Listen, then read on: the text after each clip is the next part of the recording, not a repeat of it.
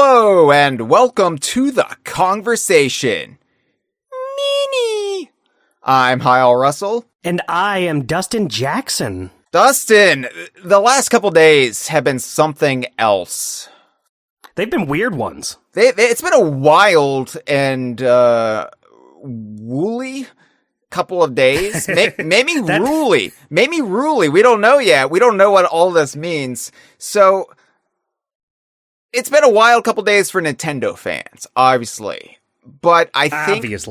Obviously. But I think for Donkey Kong fans, it has been even weirder. It's been a surreal couple of days because on April 23rd? Yeah, April 23rd, which was a couple of hours before Nintendo Switch 2 pre-orders went live in the Americas for the first time. We were all making our plans. Those of us who were going to try to pre-order it as soon as they were available, we were making plans. Are you going to try to go on one of the websites, one of the 4 websites, one of the 4 retailers that are offering midnight pre-orders and try to fight the scalpers and all the other unteamed masses trying to get their hands on a Switch 2? Or are you going to wait to go in the next day, the next morning to your local GameStop and take an in-person pre-order?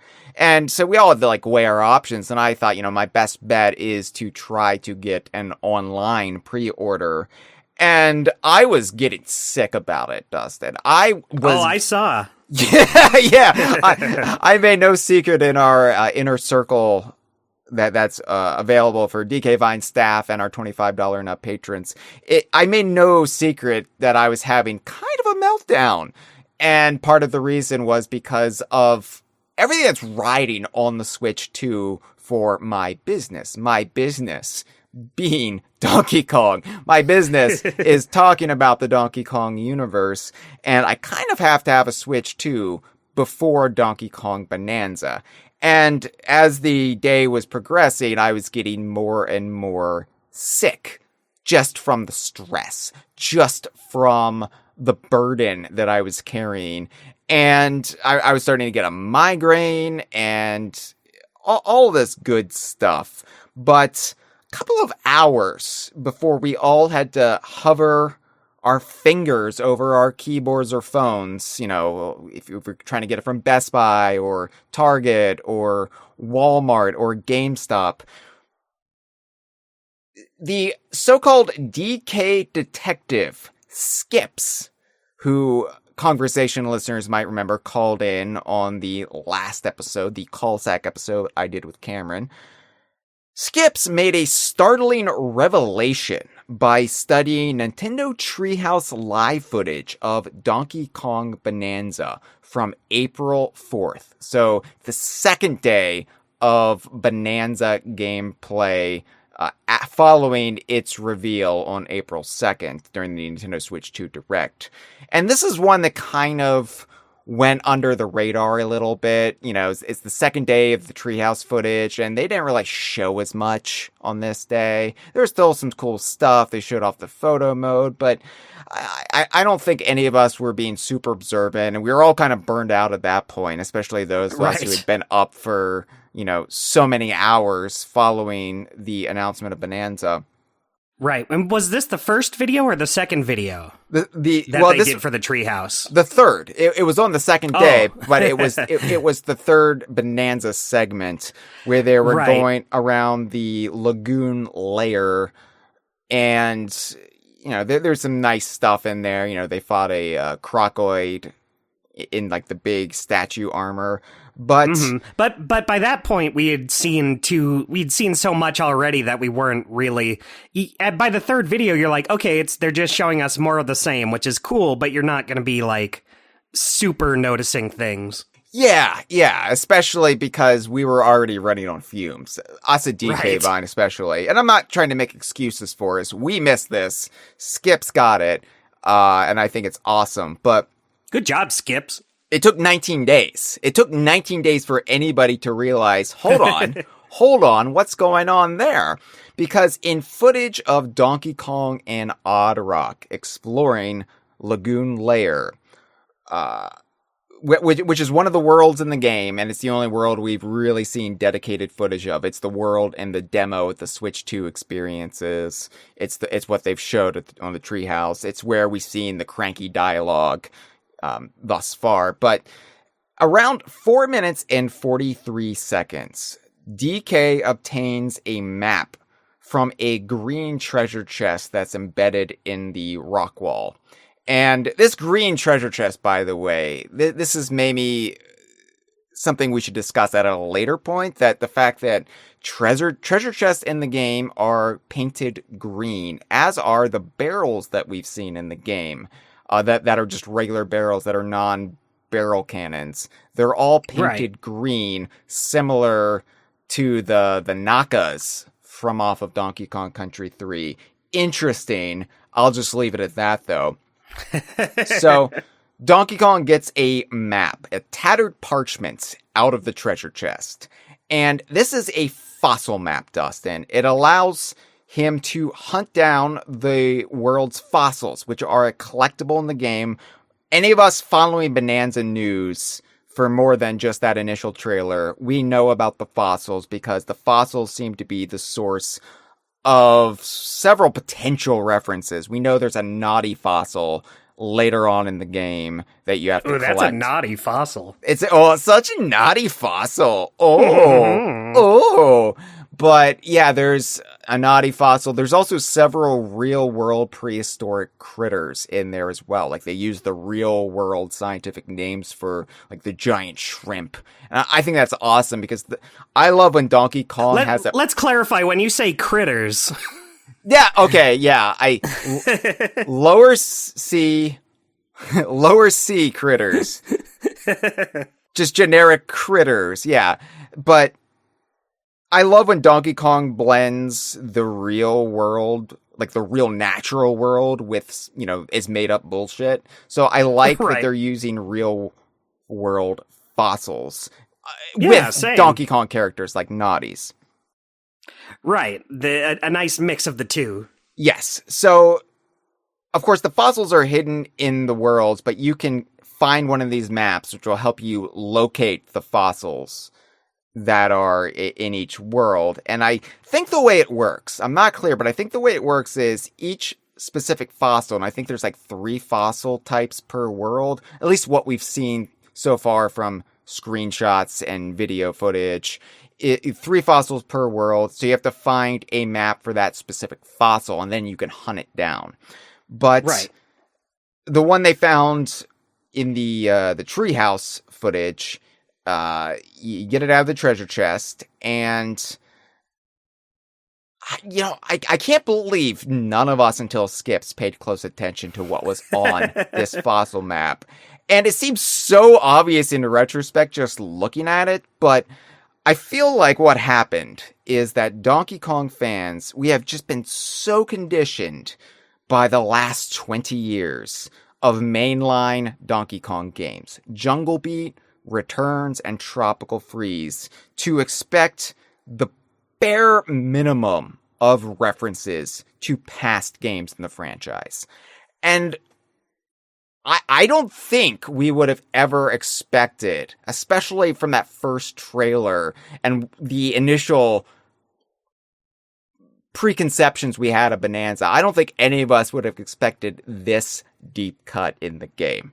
No, like, even if we weren't conditioned to just not expect references at all, even if it was like, okay, we can expect some, like, references to, like, jungle hijinks and stuff. I never would have expected this, of all things, to be the thing referenced.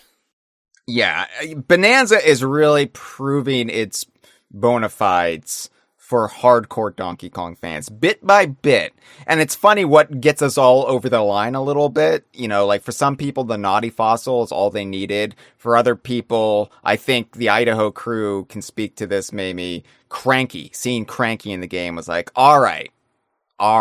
Yeah, that's where I was. I just needed to see at least one character.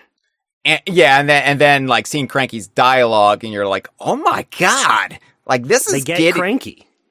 He's cranky. He's talking about being the original Donkey Kong. He's referencing the DK rap. All right.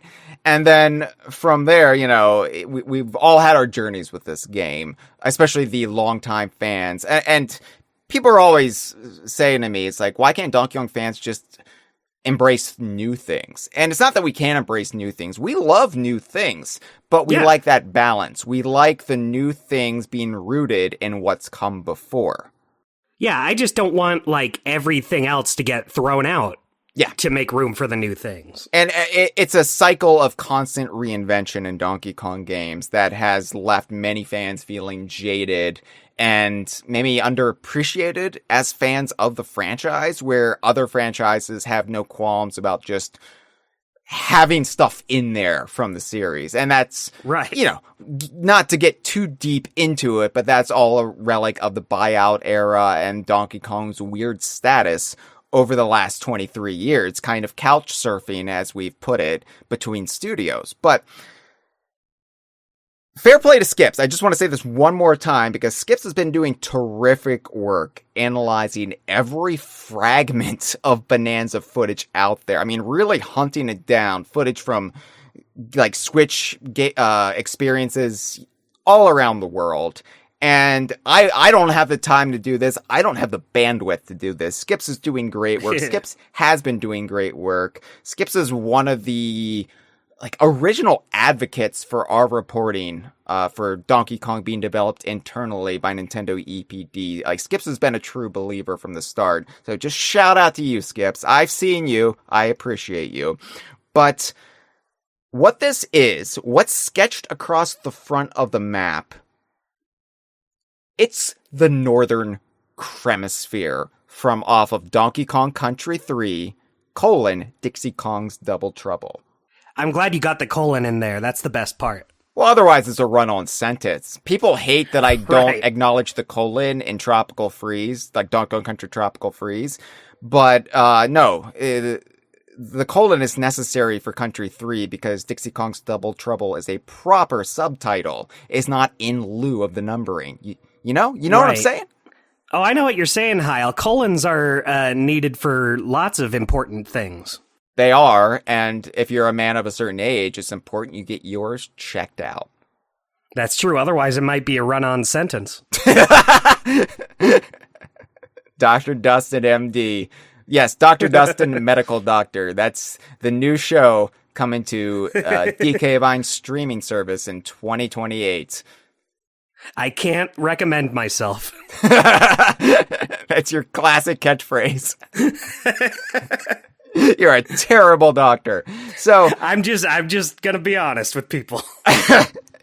He's not licensed, but he'll look at your ass anyway. Right, I'll do it. So this isn't a trick of the eye. Let's get that out there right now. This isn't like seeing vague shapes on a map that are just blurry textures and like a Rorschach test believing the Northern Kremisphere is on there. This is definitely the Northern Kremisphere and all of the Switch 2's highest possible Nintendo console resolution. Yeah, it's an actual straight up drawing of the Northern Kremisphere.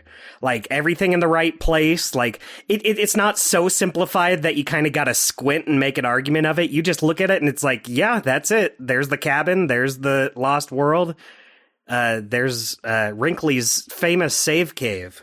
Her famous save cave, not to be confused with her infamous save cave, where all that debauchery, those are different. All that debauchery went down. Similar, but a dangerous mistake to make. It's why Donkey Kong Land 3 was the poorest selling of the trilogy.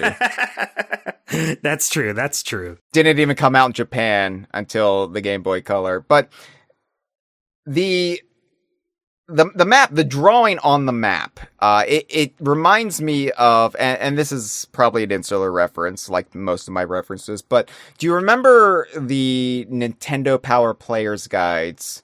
I don't know if you've ever thumbed through the ones for like Banjo-Tooie or Donkey Kong 64, but they would include sketches of the overworld on it, like in those players' guides, and they were like original hand-drawn sketches in this like old parchment style, like sepia toned, and that's what this reminds me of, but for the Northern Kremisphere. Yeah, Hyle, do you know who you're talking to here? Of course I know those maps. I love those guides. Yeah, your middle name is actually Nintendo Power Player's Guide. Specifically the Banjo-Tooie one. Yes. Dustin, Nintendo Power Player's Guide, specifically the Banjo-Tooie one, Jackson. I always wondered why I was named that. That fortune teller told your parents when your mother was 8 months pregnant, you have to give him this name or his life is going to go down a terrible path. He'll become an unlicensed medical doctor. Yeah, and look where I am now.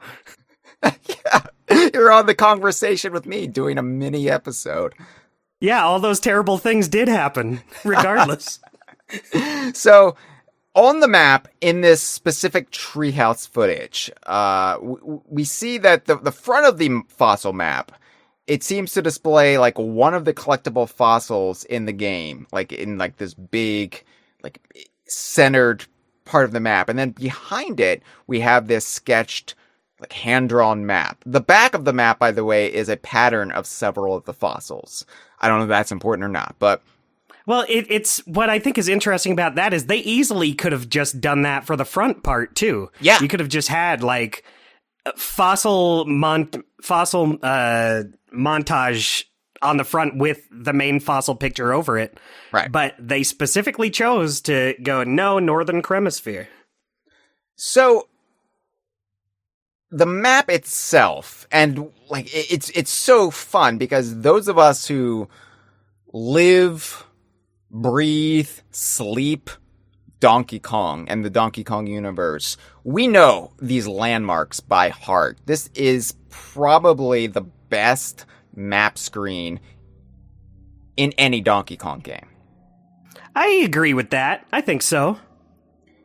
And it's showing roughly the middle of the Kremisphere from DKC3. It's got Cotton Top Cove to the left, the island of Mekanos, the Kremlin Cove factories in the middle, and the raised volcano of Krematoa, the game's lost world, on the right. And then, as you said, to the south, you can see Wrinkly's Save Cave and Funky's Rentals. There's even light hatching on the roof where the shop's name is painted on it in the game. And you can even see Blunder's booth, the cabin of nobody's best brother Spare. Like, I think people generally hate this guy out of all of them. But it's Blunder Bear. His cabin is visible. This is the first Brothers Bear reference in a Donkey Kong game since the Game Boy Advance remake of DKC3 20 years ago. Right. Like, even if it's not like specifically showing you a Brothers Bear, it is a reference to one of their homes. It's a whiff of the Brothers Bear. Yeah. It's acknowledging that they exist in this world. I can smell the Brothers Bear from here, and that's all I really need, Dustin. I remember playing Tropical Freeze, and in Hotham Heights, just thinking, oh wow, this island could be adjacent to the Northern Kremisphere. So in my headcanon, those goats in the background, they're being like shepherded by a bear. And that was like how I got by in 2014. But here in 2025, I don't need to do that. I can just look at this fossil map and be like, yeah, the Brothers Bear exist. Yeah, I can take a big whiff of this and get through the day just fine. The best part of waking up is whiffing this fossil map in your cup. I love that commercial. Incest. So, Skips later found more footage. Skips hasn't rested. Skips has been like, all right, I have a lead here.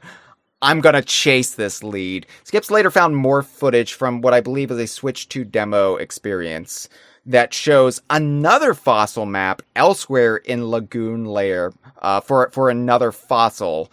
And this is showing the Kremisphere, but from a slightly different vantage point, taking it slightly more to the south. And so you can see a bit of Lake Orangutanga. And while it's hard to make out because this is a picture taken of a TV monitor, but I believe Bazaar's General Store is also represented on the map. I could be wrong because it's kind of right underneath where the fossil is printed. But right. Maybe. It's hard to see, but you can see it enough to just know. Yeah. So what does all of this mean, Dustin? Now, let's just be the killjoys from the start. I don't want to douse anybody's giddy speculation because that's what's so much fun about the hype cycle. And I don't want to be a scold. I don't want to be a killjoy because this is still really, really cool. No matter what. Right. They can't take this away from us. But this could just be a fun little Easter egg put on the maps from a team that seems to really love Donkey Kong. By all accounts, they're huge Donkey Kong series fans. Grew up with, to them, Super Donkey Kong, to us, Donkey Kong Country. And they just want to get references in, which is already a refreshing change of pace. Like, as someone who, like, has complained ad nauseum about the lack of actual Donkey Kong Country references in the last two Donkey Kong Country games. Hell yeah, Northern Kremisphere on the fossil map. This is coming, like, as much as I love those retro games, and, I'm so desperate for any crumbs that I'll take, like, any small references you throw in there. This is something that would be put in there by someone who truly loves the series and wants to reference it. Yeah. Now, comparisons have been made to kind of talk people down of how Super Mario Odyssey would incorporate, say, Super Mario 64's Bob-omb Battlefield on maps, just in, like, an unrelated Easter egg. Like, oh, yeah, if you look closely, you might recognize what this is, but it doesn't really mean that Mario's going to Bob-omb Battlefield right now. Right. So that's completely valid, and that's completely understandable. That might very well be the case. And at the very least, we can placate ourselves with one of the sickest Donkey Kong references in the last 15 plus years.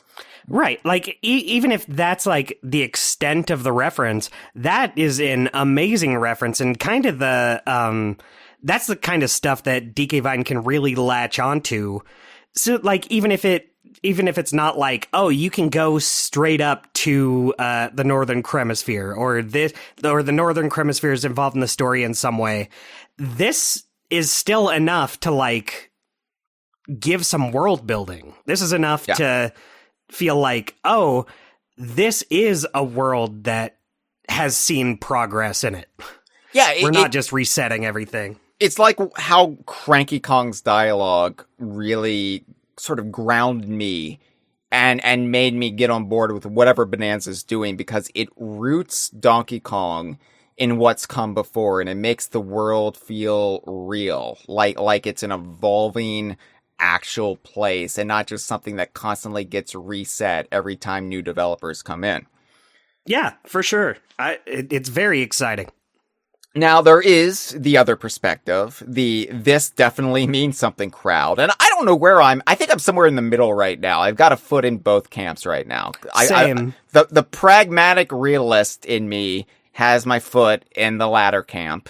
And oh yeah, new golden age of Donkey Kong. Oh yeah, this is going to tie in, like, all the lore into one neat package. That foot is in that camp, because the thing is, okay, so no two fossil maps seem to repeat the same actual drawing of the Kremisphere. It shifts where you are in the Kremisphere, which is that hinting at, like, where you are in Lagoon Lair, or where these fossils are might be where you are in relation to underneath the Northern Kremisphere. I mean, I think that would make sense, since, like, that's the level where you look up and you see the water from the ocean kind of draining down in, right? Yeah. Yeah, I mean, the Northern Kremisphere is mostly water. You could be just underneath all of that, and the water from the Northern Kremisphere is what's leaking down.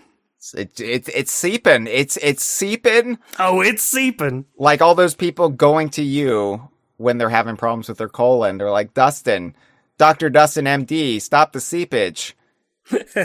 And I'm sitting there with a cigarette in my hand on my head, and I say, just give me a fucking second here. I need to figure this out. Let me read a book. I'll look this up on WebMD. I'll figure it out. I'm crying to myself, but I can't let them know I have to look strong. You just ball up pages from the Banjo-Tooie Player's Guide. It's just like, oh, all right, we're gonna stick this in and see what happens. It's never done me wrong before. So the fact that it's not just the same map, like, copied and pasted, Control C, Control V, there's something there. And yeah. I feel like it has to mean something, because otherwise they could just put, like, if it was just a little reference, they could just put the one image on all of these maps and it would have been fine. And the fact this is an original sketch of the Kremisphere. Like, they've done this. They've created this asset for the game. They're not just doing a filter. I don't think it's just a filter over, like, the world map. Yeah, it can't be the filter because it's missing. Like, I don't see Bramble's bungalow on there. Right. It has to be a recreation. Yeah, and they did include Krematoa raised. And that's important because Krematoa was not included in the render of the Northern Kremisphere, because that's true. It's a reveal. It's a reveal later in the game that you have to circle those rocks to raise the island or the volcano of Krematoa. So the fact that they included the raised Krematoa. Now, people pointed out there looks to be some sort of marking at the top of Krematoa, and so people are like have really run with that speculation, like it's some sort of like beacon or it's something significant to suggest Krematoa. Factors into the plot as well. I don't know. I'll speak to the marking in a bit, because I think the marking maybe doesn't mean anything. But Krematoa's inclusion on the map in and of itself is interesting, because Krematoa, for those who know, I don't need to explain it, but for those who need a little refresher, Krematoa was the lost world in Donkey Kong Country 3. It was a sunken volcano underneath the Northern Kremisphere. Literally an underground lost world. And an underground lost world is the basis for the entirety of Bananza's setting, the underground world. Hyle, just hearing you say that gave me like butterflies in my little tum-tum. Yeah, I know. It's definitely a goosebump raising moment, like when I read Say Cheese and Die in elementary school. Yeah, gamer beware, you're in for a scare.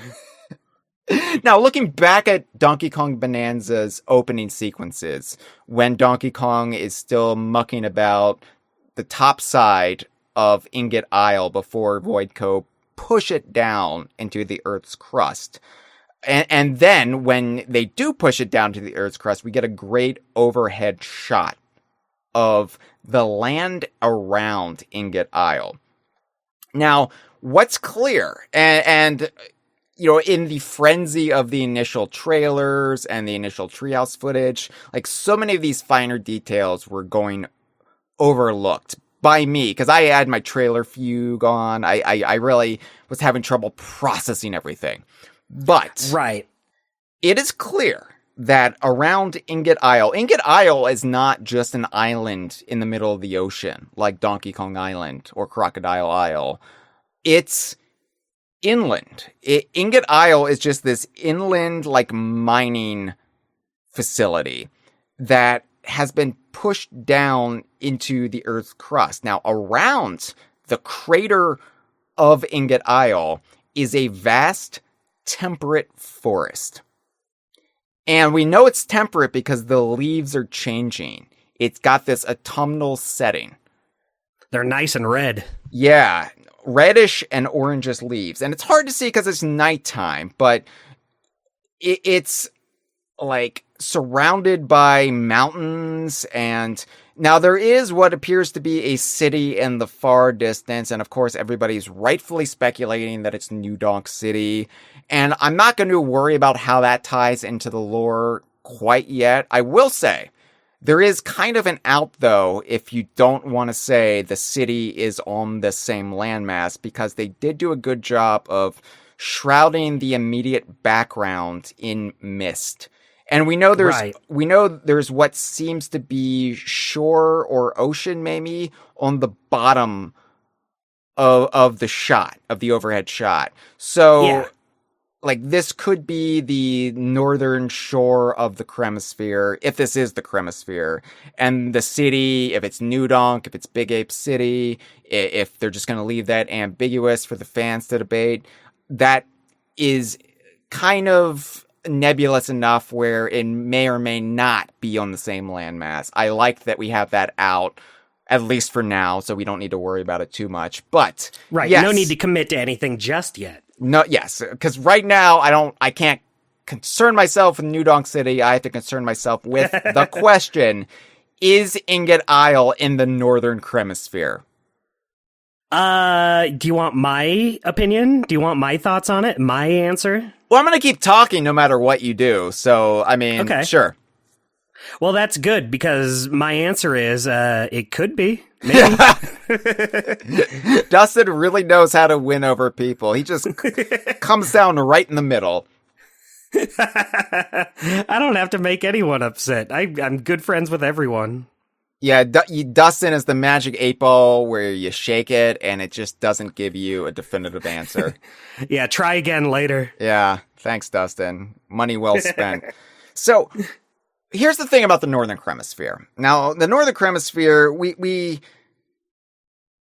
have parsed references to it in all of the available material, and we don't know how big it is because we've never seen its actual boundaries. The closest we've seen is in Donkey Kong Land 3, where we think we see maybe like the southernmost shore.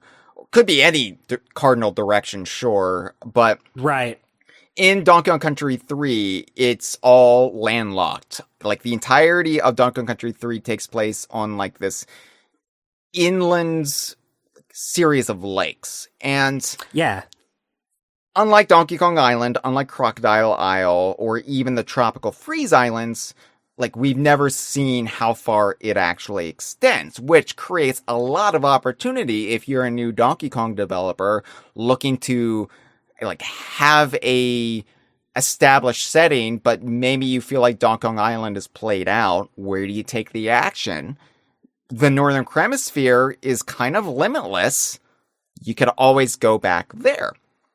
Yeah, we've only seen, like, that could be just like a tiny part of the Northern Kremisphere. Who knows what's just off screen? Now, obviously, the map we see in Bananza is of the Donkey Kong Country 3 locations, but Donkey Kong Land 3 was also set elsewhere in the Northern Kremisphere. One of my favorite fan theories is always, like, the relation to Banjo and the Northern Kremisphere. The Northern Kremisphere could be very, very wide and expansive. Now, what's wild to me is, even if this is all just a wild booty bird chase of a theory, it is kind of bringing 3D Donkey Kong full circle. I'm gonna tell something that's not really known to the wider population, but ooh. Like, this isn't well known because this footage has never been seen outside of Rare. But the earlier builds of Donkey Kong 64, this is before George Andreas took over the project in 1998, and it kind of became the Donkey Kong 64 we're all familiar with, like, just the gluttonous Banjo-Kazooie, right? Right. Before that version of the game, which was set on Donkey Kong Island, Donkey Kong 64 was actually set in what appeared to be a continuation of the Northern Kremisphere. specifically, I believe, to the east of where we were in DKC3. Now, this is even going back to the earliest build, like the earliest build, which was very rudimentary and very janky, where you would have Diddy or Donkey following the other Kong, like in the Super Nintendo Donkey Kong Country games. But in 3D, it would create this hideous ragdolling effect that would look like their lifeless body was just being dragged behind, like, oh yeah, here's Donkey Kong saving the day, and here's Diddy's corpse. He's pulling along behind him. He whacked Diddy in the head again, but a little too hard this time. He shot him. It did hurt. Rest in peace, Diddy. So, anyway, the footage is hilarious. If it ever comes to light, people will see how hilarious it is. But the Kongs were going through an autumnal forest, very, very similar to what we're seeing here around Ingot Isle. Now, this is, of course, not an homage to that, because I don't think this team would know of that, but right, that's still amazing to me all the same, that we might be going full circle with 3D Donkey Kong. It's just a fun little coincidence. Yeah, as a student of Donkey Kong history, that's the kind of stuff that I just like, ooh, kismet, you know? You know, in a way, it's also full circle because Diddy Kong is also going to be dead in this game. Yeah. Nintendo has forsaken Diddy, haven't you heard? Here's the thing, Hyle. Diddy will be in it. He just won't be alive. Yeah. Cranky has a shovel. Why does Cranky have that shovel? It'll all become clear in the next trailer.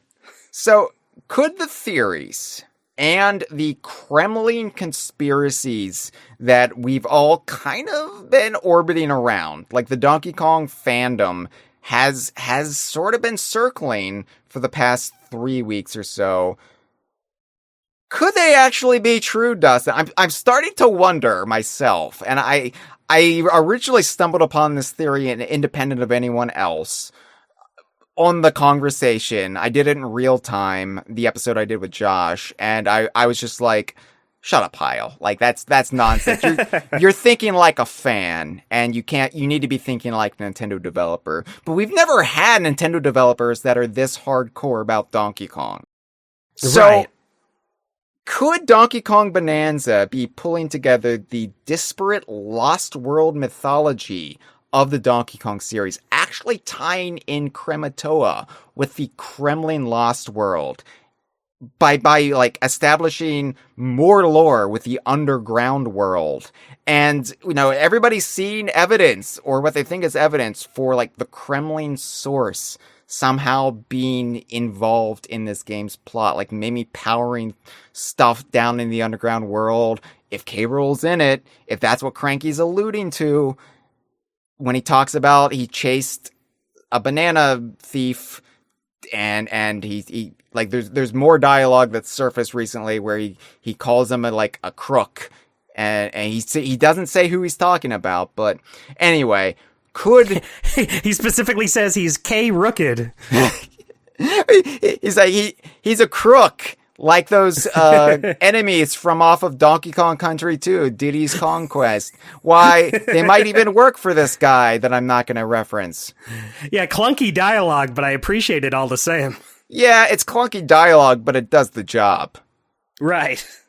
It's good writing. It's like we can debate it in our little high-minded societies all we want, but at the end of the day, it speaks to the broad population. It communicates what it needs to. Right. I think you can't write anything better than, it was a crook from off of Donkey Kong Country 2 with their little hooks.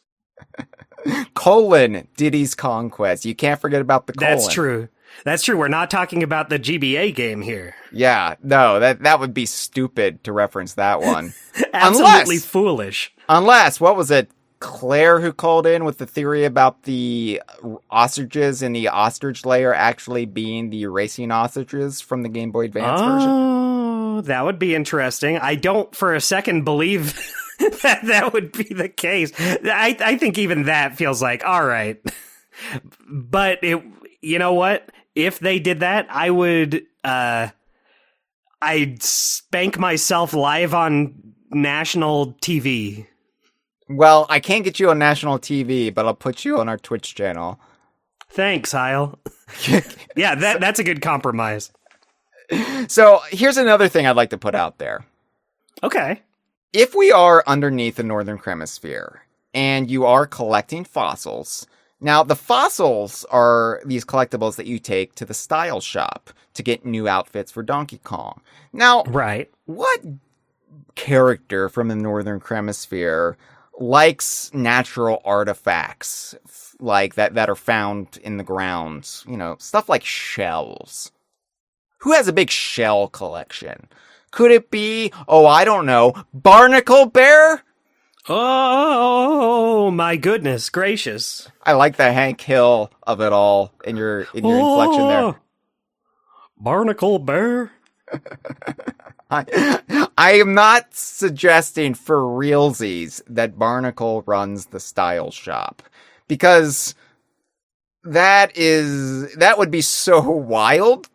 And I'm not, okay, this is a huge reference, but there's the pragmatic part of me that's still trying to rein myself in. And I don't want to be just going completely off the handle yet and being like, right. yeah, but Barnacle's definitely going to be in this game. Right, the Northern Kremisphere itself is like a wild, cool reference, but it's also a realistic one. I don't think any of the Brothers Bear showing up is that realistic, but I guess I wasn't even expecting the Northern Kremisphere, so I guess at this point anything could happen. Anything could happen. The fact that a new Donkey Kong game is coming out in under 3 months, and we're even discussing the possibility that a Brothers Bear could show up. I never thought I would be here, Dustin. Yeah. So again, it's wild. It's a good feeling. Not to pour cold water on everything, but I do want to point out, before we get too carried away, now, we've only seen genuine gameplay out of Lagoon Lair, so it's possible that each world, their fossil maps incorporate a different background, and maybe a different setting from a different Donkey Kong game. So we could be getting the Congo jungle, we could be getting, even tropical freeze islands, some of the DKC2 worlds. Yeah, I don't want to get ahead of ourselves because we've seen so little of the game so far. Because the second map that Skips found, and I've noticed that these so-called beacons are actually on a couple places on the map, and they're on the same spots on the maps, no matter which map it is, even if the map underneath it shifts. So I don't think this so-called beacon actually corresponds with Krematoa. I think this is just part of the design of the map template. And it's just a coincidence that it's synced up with the very top of the volcano in the first map we saw. Right. So it could mean nothing at all. But if that's the case, I think this would still be like the best kind of Easter egg. Like something that, you can headcanon, something that kind of informs the world a bit, but something that's also just a very deep cut for the fans. Yeah. Like, even if that's the extent of what it is, that's still probably the best it could possibly be. Yeah. Like, at the end of the day, this is a massive Donkey Kong Country 3 reference in the new mainline 3D Donkey Kong adventure that is helping launch Nintendo's huge new console. This is surreal. Yeah, like DKC3 never gets referenced in things. You think about like Donkey Kong with the Rabbids, or just any game DK gets to be in. DKC3 is so far from that. The only time it really gets references in stuff like Smash Brothers, which references everything anyway. And even doesn't get into the Brothers Bear. Like, they don't show up as spirits. Like, the only time Donkey Kong Country 3 was really referenced hard was in Donkey Konga, because it brought in Ellie and the Banana Birds. And, like, that did earn the original Donkey Konga a bit of respect in my eyes. Just a bit. Just a bit. Just a little bit. But like to see it referenced in a new Donkey Kong game, such a high profile Donkey Kong game. Yeah, Right. Usually they only reference Donkey Kong Country 1 and then just the bare minimum of Donkey Kong Country 1 references. Like here's Rambi, here's Squawks, here's a jungle. Here's the gramophone from the very beginning of the game. We couldn't be bothered. I love the grandma phone. We couldn't be bothered to actually play the game. We just looked at the opening title screen. Here you go. Yeah, good enough. Yeah. So even if this doesn't actually tie into any lore, like even if the Northern Kremisphere has no actual role to play in the game, I think these fossil maps, like you said, it's enough to feed 1,000 fan theories for the next 30 years. Like, we can make a feast off of this alone, Dustin. It's true. Also, I would like to point out, because this is a mini and there are no phone calls on this episode. I announced this episode and Joy, the former Kiddy Kong fax, said she's losing her mind over all of this because, of course, being such a Kiddy Kong advocate, this is a huge Donkey Kong Country 3 kind of week for us. I mean, anybody who is a Donkey Kong Country 3 deviant is just like rolling all over right now, just giggling maniacally to themselves. I know I was tickling my little tootsies. Yeah, and it's not just the Kiddy Kong fans. The Kiddy Kong fans are very vocal. But I'm talking about the Belcha Bros out there. I'm talking about the Perry Patrol. I'm talking about the Brothers Bear Biddies. Who could forget? This is our moment, fellow Kremisphere perverts.